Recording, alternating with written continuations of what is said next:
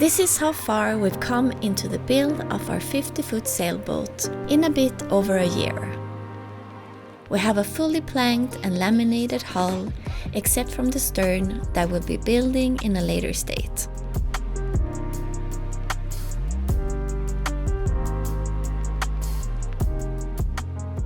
So today we're starting a new phase in the boat build, because now we have all the glass that we need on the outside of the hull. So now it's time to start to get this hull fair.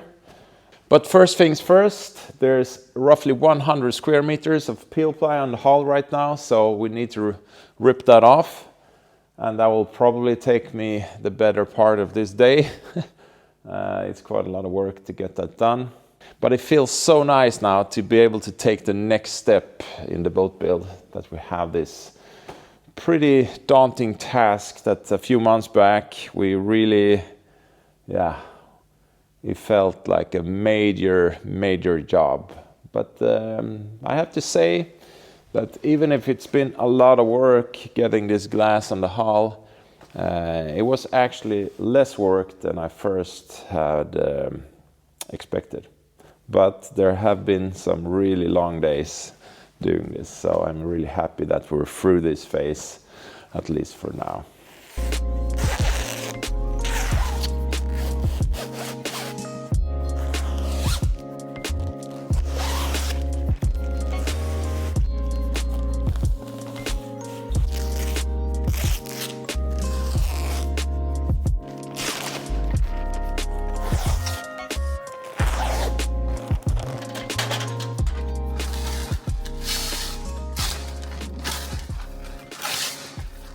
I always pull the peel ply at the shallow angle like this, because if you pull it straight out like this, you're running the risk of pulling some of, if there's a loose strand of fiber or something that will follow the peel ply, and you can untangle that and rip that off, so you're destroying the laminate. So it's better to keep the angle very shallow like this, so you don't put any force on the laminate straight out.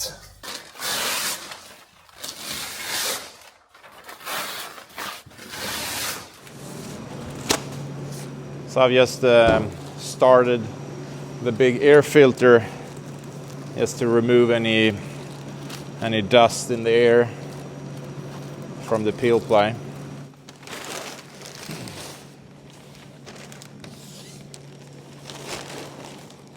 So it's time to start sanding and fairing the hull, but I thought before we start with that job that I should talk a little bit about the different tools that we will use and the different methods that you can use to try to get the hull fair. One thing that we won't be using as much at this phase of the build is power sanders, like these random orbital sanders, because the surface area of the sanding disc here is simply too small to bridge the low and high areas on the hull. And what we're trying to achieve here is not to get the hull smooth, it's trying to get the hull fair and true to the lines. So no dips or bumps in the hull. And if we would have tried to achieve that with this small sander, this will only follow those into those dips and go over the bumps. So the end result will just be a really smooth hull that is not fair. And that's not what we're trying to achieve. So instead of power tools, we will be using a longboard sander, something like this. This one is from a company called Flexi Sander, and we bought and paid for these tools. You could manufacture a longboard sander like this on your own from some plywood and just apply some Velcro to that, and that will probably work almost as good as this one. Yeah, the theory behind this type of longboard sander is that the mechanism you see here will transfer the pressure from your hands more evenly over the whole surface area of the sanding disc. When you're making these from just plywood, it's easy that you will apply more pressure on the sanding disc at the area where you're keeping your hands. And that means that you're wearing down the sandpaper faster at those areas, and also it will not be as efficient as this one, or at least that's the theory. I haven't really tried this tool yet, so I don't know if those claims are really true, but that's the theory. Another tool that we'll use also from Flexi Sander is this flexible filling spatula, but it's used to just the same thing, that you will be able to bridge the lows, so you can more easily apply the fairing compound over a big surface, but also more evenly. So this will be really interesting to try out. There are power sanders on the market that works the same way as this longboard sander, but in my opinion they're not long enough, and some of them are rigid, they're not flexible. But Flexi Sander have one that is 400 millimeter long, that is also flexible, but in my opinion I think that's a bit too short for a big hull like this to get the best result, because on a large surface like this you really want a really long board. You could get them really long, up to 2000 millimeter I think, but then of course that will be too much to handle for one person. You need to be two to handle those. And I think the length of this one, which is just over a meter if I'm remembering correctly, is more or less what you can handle for any length of time, one person. Because as you can imagine, sanding 100 square meters multiple times with a hand tool like this will wear you down quite a lot. There's a reason they call these torture boards. So we'll see what I think about these tools in a few weeks, and how big my shoulders will be from all this workout that I will get.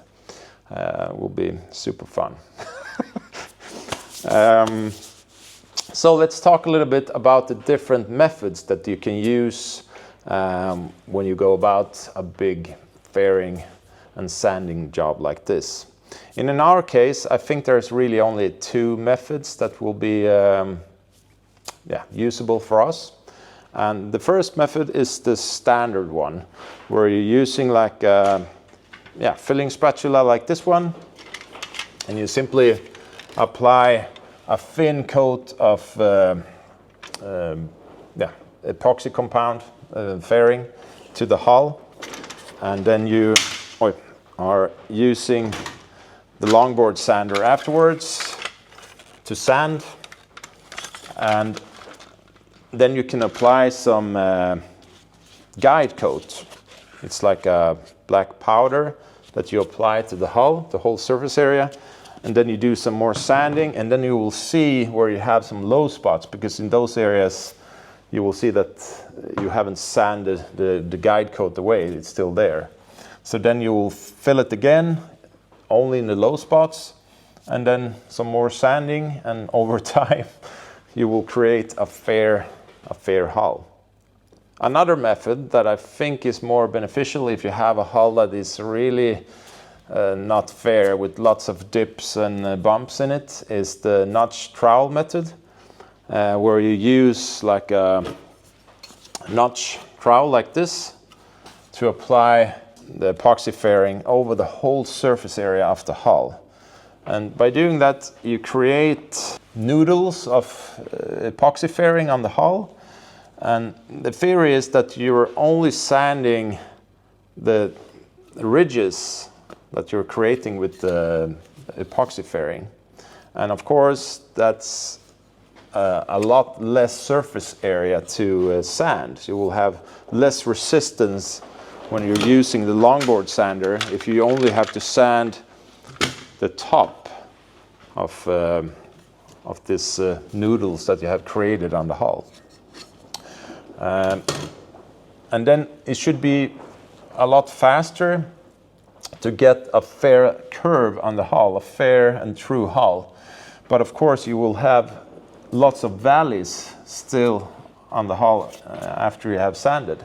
So first you sand the hull fair and then you fill it again. You fill in the valleys at the second round of fairing, but this time with the normal or longer spatula.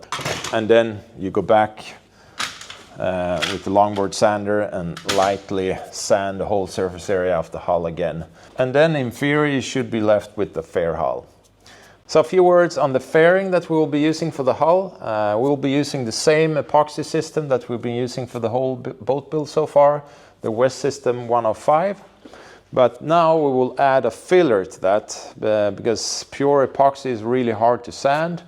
And to make it more easy to sand it, we're going to add a filler called 407. It's a low density filler from Micro Balloons. I have a lot of it here, 15 kilos, and I hope this will be enough for the whole boat really. This is a lot of filler. Yeah, and just to tie these things together that I talked about, what we're trying to achieve is to fill the low spots so that we don't sand on the high spots, because we don't want to sand in too much into the fiberglass. So instead we will fill the low spots and then try to get the hull fair enough so we can apply a base coat to the hull before we turn it over. There's really no reason to apply the top coat at this stage. We'll do that later on, because later on we will have to tie in the deck together with the hull along the recess here, along the shear line. And then of course we'll have to do more sanding in this area. And yeah, so we'll apply the top coat after that.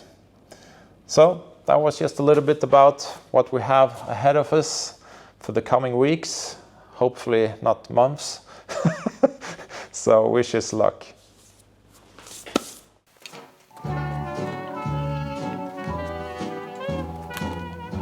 It's time to start planning out our kitchen garden for real. And we started by measuring where the chestnut paling will stand. The kitchen garden is going to be roughly 7 times 8 meters big and have 8 no-dig beds and a couple of raised beds. We will sow vegetables, herbs and flowers, and I'm so excited about this.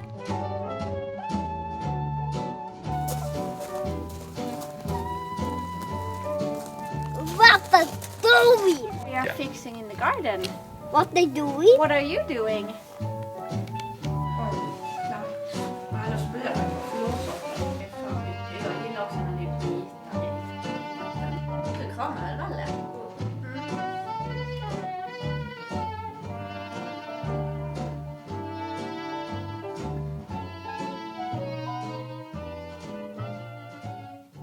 So I'm trying to figure out a good recipe for getting the correct viscosity on the fairing compound with the epoxy and the filler. How much filler I should have in the epoxy to get the correct thickness. It's nice if I can have that consistent over the whole boat, because the thing is with this type of filler, it's that the more filler you have in the epoxy, the easier it will be to sand. But on the other hand, it will be harder to spread it out if it's too thick. So you want to find a good middle ground there.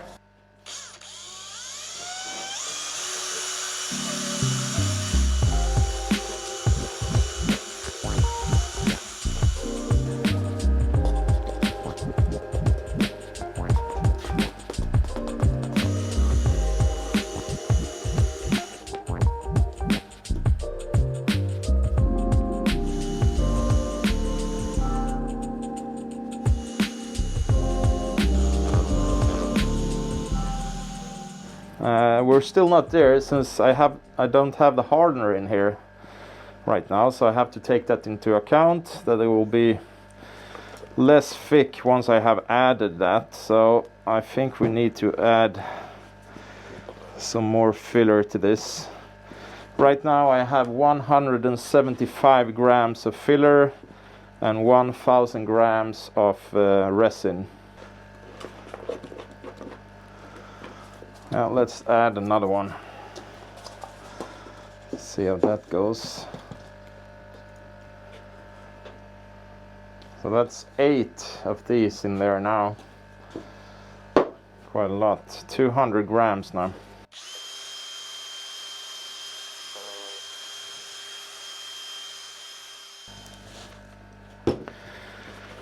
Yeah, now it's quite thick. But it's hard to tell actually if I'm going to need even more, since there's going to be another 200 grams of hardener in here as well.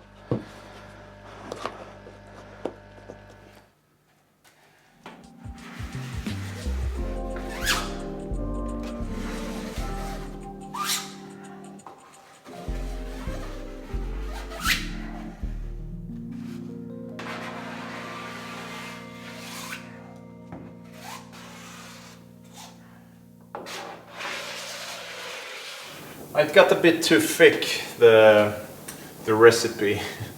You can see here, it's not ideal that I left so much in the valleys here.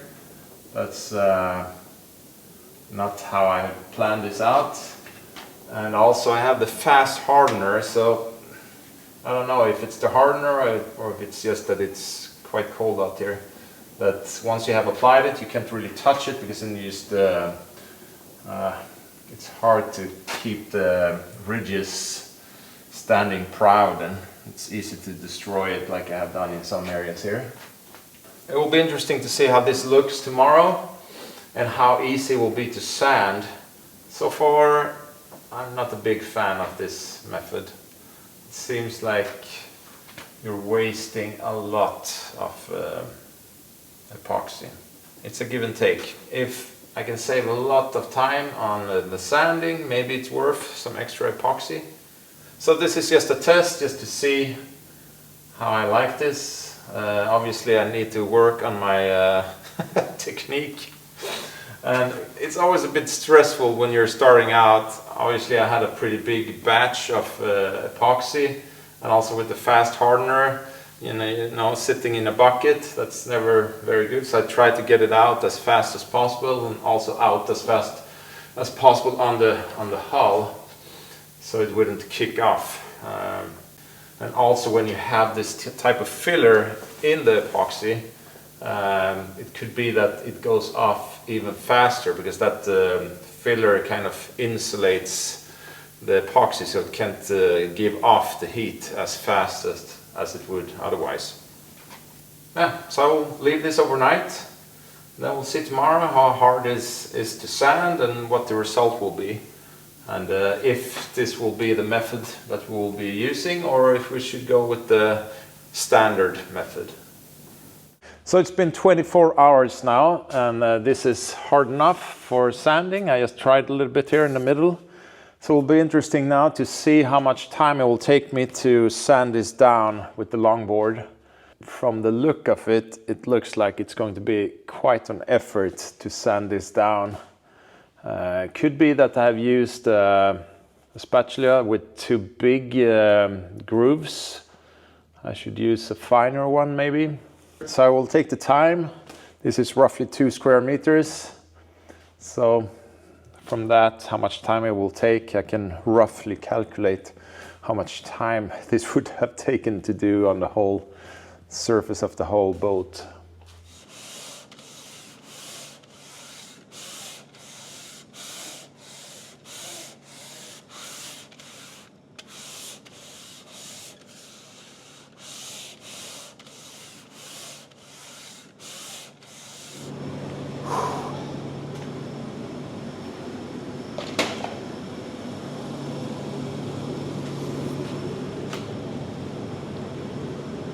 Now this is just over 1 hour of work, 1 hour and 10 minutes with the longboard. I'll be using this one and a little bit with this short one as well. It's pretty obvious that the grooves or these ridges are a bit too big for the unevenness that we're having in the hull. So there's too much epoxy, really. We could have gone with much finer ridges. But as you can see, we're starting to see the high spots, and this is one of the more uneven areas that we have on the hull, since we have many overlapping layers of fiberglass up here in the bow. So you can see the extra layers that we have wrapped around the bow cone here. You can see that line starting to become visible here, and the same here. The line for the extra layers that we have around the bottom of the hull. You can see that line is starting to get visible as well. For the area down here, you have spots where you have some high spots becoming visible, but I still think that there's quite a lot of epoxy to remove. I'm not so sure that this method will be faster on this hull. Because when I'm looking back here on the rest of the hull, I can't really see that we have the same amount of uneven areas that we have in this region here. Maybe if we use spatula with finer ridges, that it will be okay. We could gain some from that, but I should finish this piece here, and then maybe use some graphite powder on it and see how it looks. And then on the other side, where we have similar uneven areas as we have on this side, I will try the more the standard method where you use the fairing compound over the whole surface. See, I've done some quick calculations, and with this method we will be using 75 to 80 kilos of epoxy to get the whole boat fair. And I'm not so sure if we need that amount if we're using the more classic method.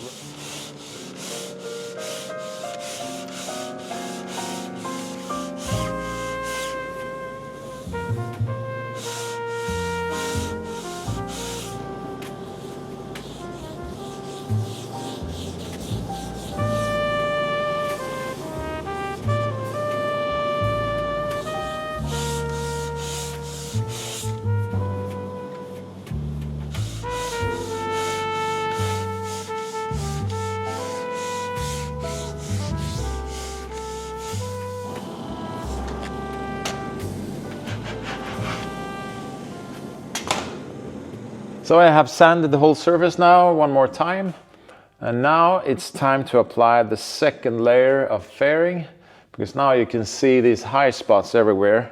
So I don't want to go any deeper now, because then I will sand into the twill weave here.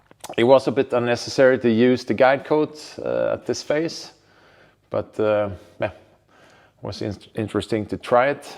And now I will just vacuum this whole area and maybe use a tack cloth to get rid of all the dust, and then wipe it down with some alcohol before I apply the second coat of fairing.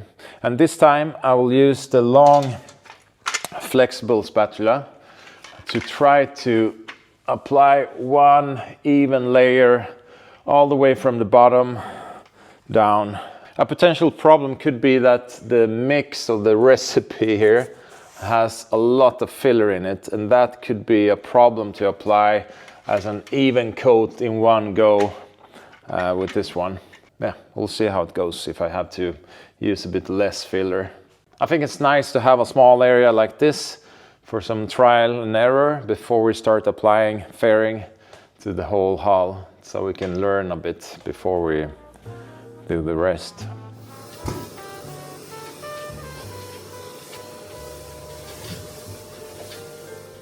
Every new phase we've entered in the build of the hull has felt a bit overwhelming and daunting in the beginning.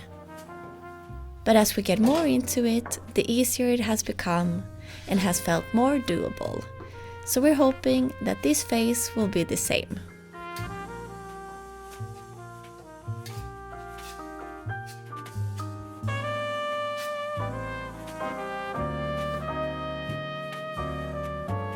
Another layer of fairing is on, and we'll see how far Johan got in the next episode.